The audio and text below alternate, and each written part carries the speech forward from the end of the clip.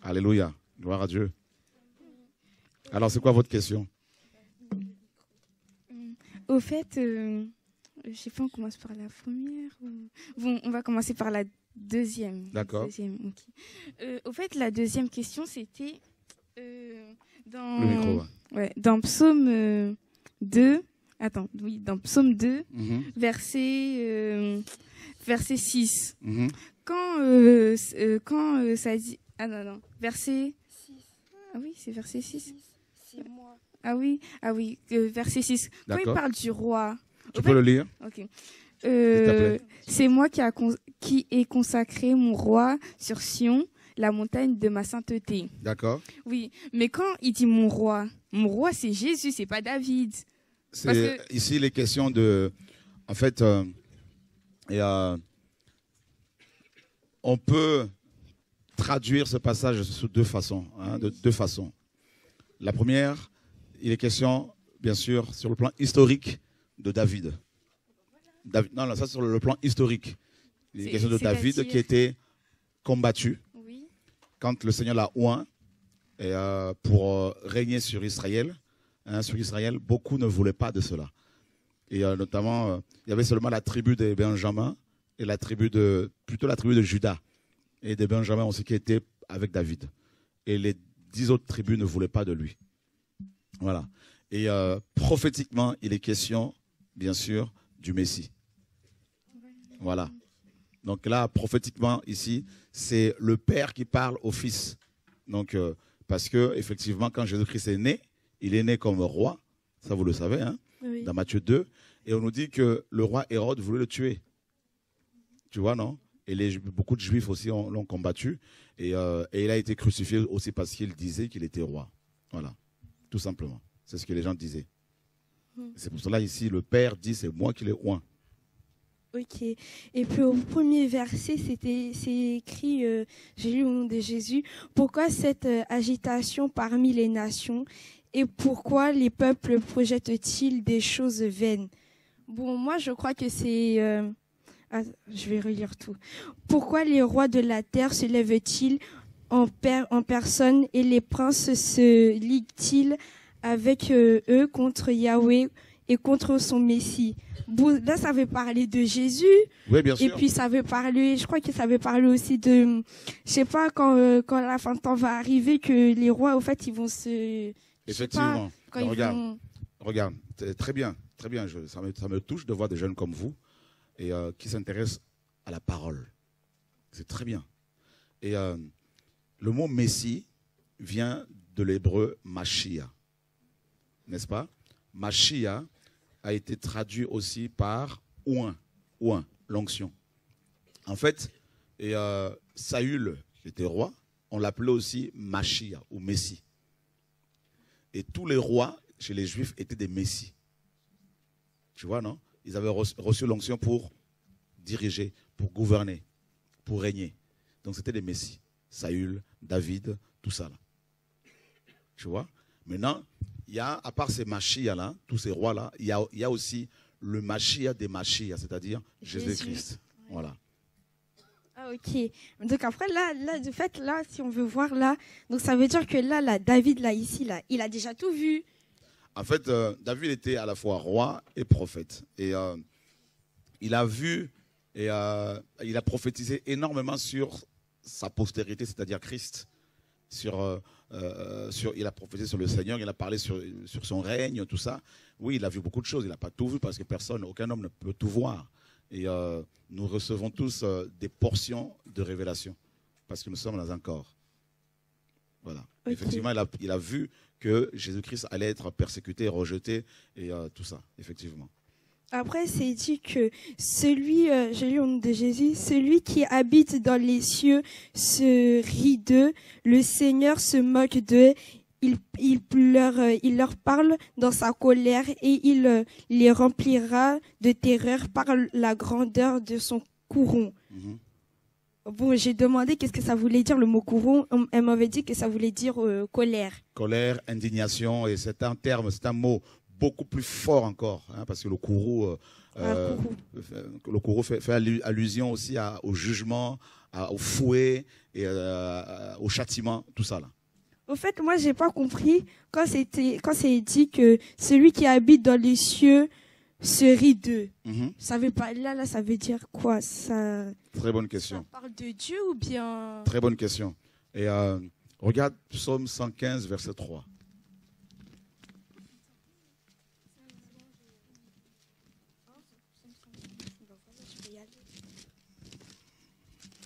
Ça c'est voilà 115. Voilà. 115 verset 3. Qui est celui qui habite dans les cieux? Vous avez dit 3. Alors, j'ai lu au nom de Jésus. Certes, notre Dieu est aux cieux, il fait tout ce qu'il veut. Voilà. Donc celui qui habite dans les cieux se moque d'eux, se rit d'eux. En fait, il est question ici de Dieu, le Père. Ah, ok. Voilà. Ah bah parce que moi, en fait, je croyais que ça voulait dire les anges qui se moquaient, je sais pas. Non, en fait, c'est lui, parce qu'on n'a pas dit ceux qui habitent dans les cieux. Donc, on sait qu'il y a des anges. Mais là, c'est en singulier, celui qui habite dans les cieux, c'est-à-dire Dieu. Il rigole et puis il est en colère. Bien sûr. Bon, ça me fait... Très, très bonne question. C'est vrai que c'est à la fois... C'est paradoxal comment quelqu'un peut à la fois rire et être en colère. En fait, ce n'est pas contradictoire. Et Dieu ne se met pas en colère comme nous. Nous, quand les hommes se mettent en colère, derrière, il y a la haine, il y a la méchanceté, tout ça, globalement. Hein. Il y a la notion de la vengeance, tout ça. Dieu, quand il se met en colère, c'est parce qu'il est père, parce qu'il veut sauver. Ce n'est pas une colère pour détruire les gens parce qu'il est méchant, tout ça là, non. Donc... en fait, il se dit, écoutez, vous pouvez toujours y aller. C'est comme s'il disait, vous pouvez toujours y aller. Vous pouvez toujours y aller, vous ne pouvez pas les atteindre, vous ne pouvez pas les détruire. Ah oui, c'est pour ça qu'il rigole alors. Voilà, c'est ça. Ah ok. Bah ouais. Ah, parce que moi, je ne comprenais pas. Je disais, comment une personne peut rigoler et puis il est en colère. Ouais, c'est ça. Donc, tu as compris? Oui, oui j'ai compris. Amen. Bon, tiens, ça, c'est à toi.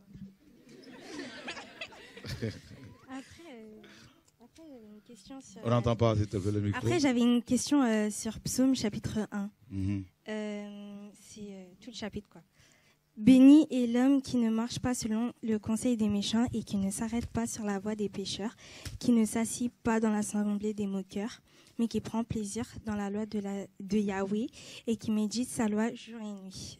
J'avais compris ça. Tu avais compris? Oui. Après, c'est plus compliqué. Il est comme un arbre.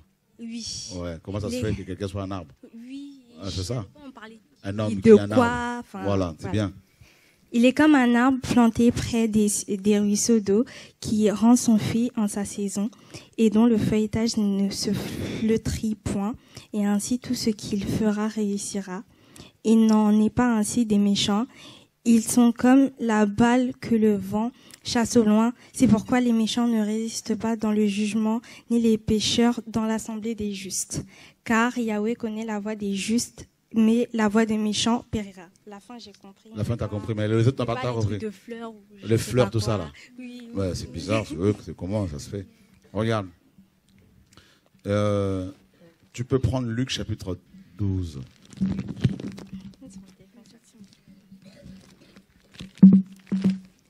Et pardon.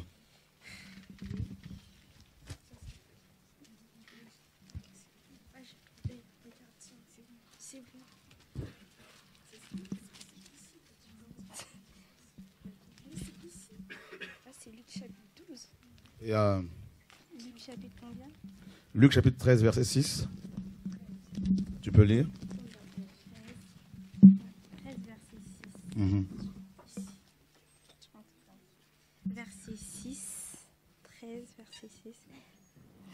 Il disait aussi cette parabole. Un homme avait un figuier planté dans sa vigne et un vin pour y chercher du fruit, mais il n'en trouva pas. Continue. Et il dit au vigneron, Voilà 3 ans que je viens chercher du fruit à ce figuier. Je n'en trouve pas. Et je n'en trouve pas. Coupe-le. Pourquoi occupe-t-il inutilement la terre? Et le vigneron lui dit. Seigneur, laisse-le encore pour cette année. Je creuserai tout autour et j'y mettrai du fumier. Peut-être portera-t-il du fruit, sinon tu le couperas après cela. Ok. Donc, tu vois ici, le figuier, c'est Israël. Donc, tous les Juifs. D'accord? En fait, la Bible compare les hommes ou des nations à des arbres. À la fois les hommes de manière individuelle et aussi des pays dans leur globalité. Donc, nous sommes comme des arbres. Et tu sais que nous sommes appelés, nous chrétiens, à porter des fruits. Tu savais ça? Donc, nous sommes appelés à porter des fruits, les fruits de l'esprit. L'amour, la paix, la joie. Donc, si nous portons des fruits, c'est parce que nous sommes des arbres. On est d'accord? Maintenant, celui qui médite la loi de Dieu tous les jours, comme le psaume chapitre 1er le dit, est comme un arbre planté près d'un courant d'eau. Le courant d'eau ici, c'est le Saint-Esprit qui nous arrose. C'est la parole. Tu vois? Celui qui médite la parole du Seigneur tous les jours, qui la lit et qui l'applique dans sa vie, il est comme un arbre et il va porter des fruits tout le temps. Tout le temps. Tu comprends un peu? Les fruits de l'esprit, c'est Galates 5, 22. Oui, mais pour moi, les fruits, là, c'est comment ça s'appelle? C'est genre que quand une personne se convertit, ça se voit que ça se voit qu'on dit ah mais cette personne-là, elle a changé. Genre, je sais pas, mais avant, elle était une personne. Ah, c'est ça, vous faites? C'est ça. Ah, ok. Nous sommes des arbres. Et les arbres. Moi, je croyais que c'était fruit de l'esprit. Oh, moi, je croyais que c'était prier, prier, prier. Mais je savais pas que c'était aussi le comportement. Ah, très bien. Eh ben, c'est ça, les frères. C'est bien, on acclame le Seigneur pour. C'est beau, hein? Voilà. C'est le comportement qui doit changer. C'est bien, c'est ça les fruits. C'est bon? Tu as quel âge? J'ai 14 ans. Et toi? J'ai 13 ans. Et toi? J'ai 13 ans. On acclame le Seigneur pour les 13 ans. C'est beau. C'est bon? Moi aussi, j'avais une question. Oui, j'avais une autre question aussi. Bon, moi, je voudrais poser. Moi, c'est par rapport au collège. Au collège. Oui. Parce Alors, que, les autres questions, vous allez les poser aux gens qui vont venir pour vous aider. Quand tu poses là, ouais. Parce que, en fait, je l'ai posé à une sœur, mais elle n'a pas bien compris. D'accord. Parce que moi, au fait, je voulais demander. Parce qu'au collège, il y a les cours de musique. D'accord. Voilà. Et au fait, moi, pendant les cours de musique, moi, je bavarde. D'accord. Voilà. Et après, là, comme là, j'ai eu un avertissement, parce que je bavarde trop. Donc là, comme en musique, ma prof, elle a dit ceux qui chantent pas, ils auront 0, et ceux qui chantent, ils auront 3. Alors, Moi, propose-lui de chanter du gospel. Non, au fait, moi, ce que je fais, hein, quand elle passe devant les rangs, je vais pas vous mentir, hein, moi, je fais du playback, voilà quoi. Tu vois, je fais du playback, tu vois, voilà. Mais après, moi, je sais pas. Parce que pour ce trimestre, parce que tu vois, le premier trimestre, j'ai pas trop travaillé. Et donc là, j'ai dit le deuxième trimestre, je vais bien travailler pour, voilà quoi, pour la troisième. Et donc, moi, je voudrais savoir en musique, au lieu d'écouter, moi, je sais pas, au lieu d'écouter la musique, qu'est-ce qu'on peut faire? Ok. Quel type de musique on vous... La musique, voilà quoi. Ce sont les chansons genre américaines. Bon, on va dire du rap.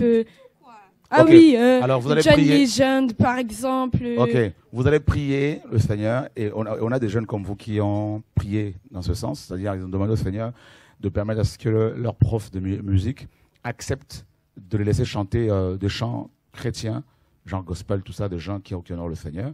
Et il y en a qui ont accepté. Donc priez dans ce sens et demandez-leur, oui, nous voulons chanter, mais nous avons nos chants. On voulait vous proposer des chants. On peut vous proposer, on peut vous donner des CD si vous voulez.